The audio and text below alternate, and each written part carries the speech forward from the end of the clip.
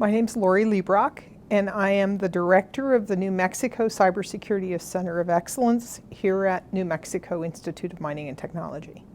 I'm also a professor of computer science.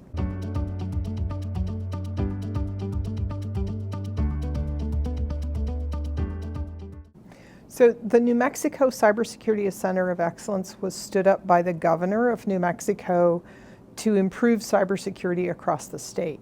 So my role inside the institution is more of a professor role, but as the director of the center, this is a more statewide role that is about helping New Mexico become a leader in cybersecurity. And that includes everything from working with companies that need help figuring out how to improve their cybersecurity, to the education and training programs we're working on from high school level up and outreach to K-12, senior citizens.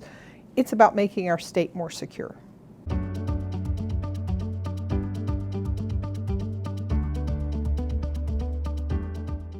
So I got started when I was going to college in interest in computer science, actually before college, because I took a programming class and got so excited that I could make a computer do anything I wanted. That led me to doing my undergraduate degree, and when I started on my master's degree, I had the opportunity to teach, and I was hooked. I really wanted to be a professor. That led through my PhD. Then when I started here at New Mexico Tech, I had an opportunity to write a proposal for the Scholarship for Service program. The NSF, the National Science Foundation, funds students to go to college and study information assurance and cybersecurity, and then go to work to secure our national infrastructure.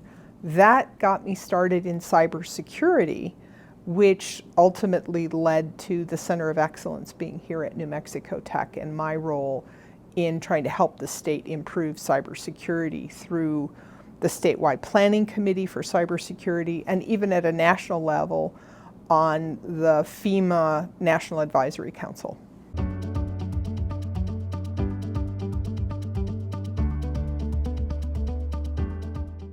So in my daily work, I don't get to do as much technical as I'd like to, but I get to answer lots of questions that have technical answers. So things like, how do we determine what cybersecurity controls should be in place? And how do we evaluate the security of organizations and different agencies? And looking at how do we assess if they're really doing what they say they're doing security audits with students. Those sorts of things allow me to use some technical skills along with the more discussion-based and integration of communication with agencies, with universities, with students. It's across all levels, but it's really that opportunity to work with everyone on taking those technical issues and making them more understandable to our stakeholders.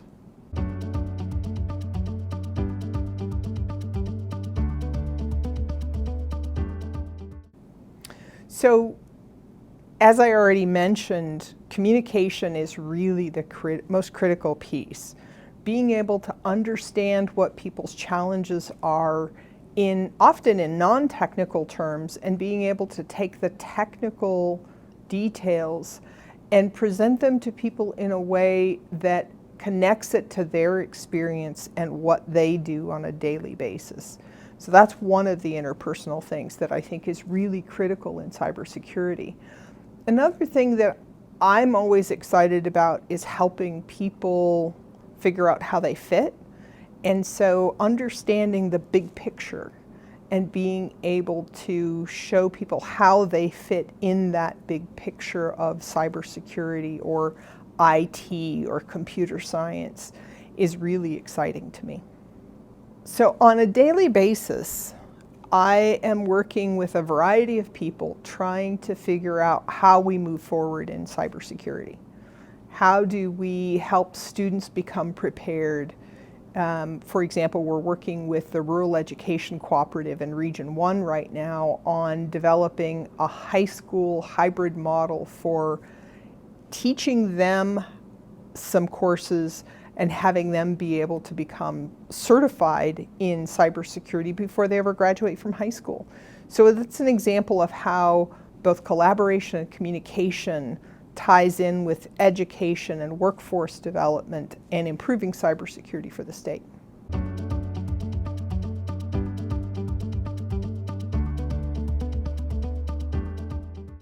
So the piece that I enjoy most about what I get to do on a regular basis is working with students and with colleagues on helping them excel. It's the reason I went into higher education in the first place, because of the experience of watching someone's face light up when they finally understood something that was elusive to them. And so working with students and colleagues and figuring out how the things they're interested in fit in these big picture problems and helping them be successful is probably the most exciting part, and the reason that I've stayed at New Mexico Tech for now almost 21 years. So I think I've already mentioned a couple times something that I consider really critical for my role, but what students may not understand and what the community may not always understand until you're in these positions, communication is so critical. There's often this perception that computer science and IT, you sit by yourself and work alone. That's not reality. We work with colleagues every day in many different settings, and being able to communicate is absolutely critical. You have to remember, no matter how great your idea or new development is, if you can't explain it to someone else, it probably has very little value. So communication is really critical.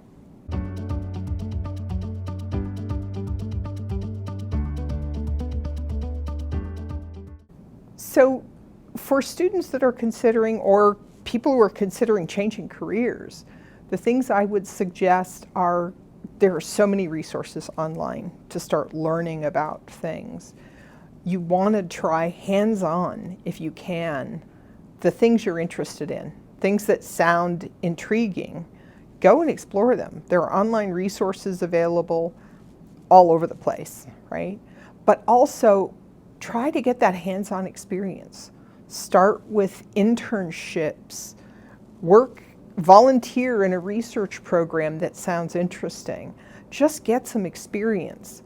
There are so many of the jobs now where entry-level positions require years of experience. So build that experience as you come along, and it will really help you in making sure that whatever career you're preparing for is one you're going to enjoy, because you want your career to be to have your hobbies integrated, things you really love, and then you're never having to work for a living. You get to do your hobbies instead.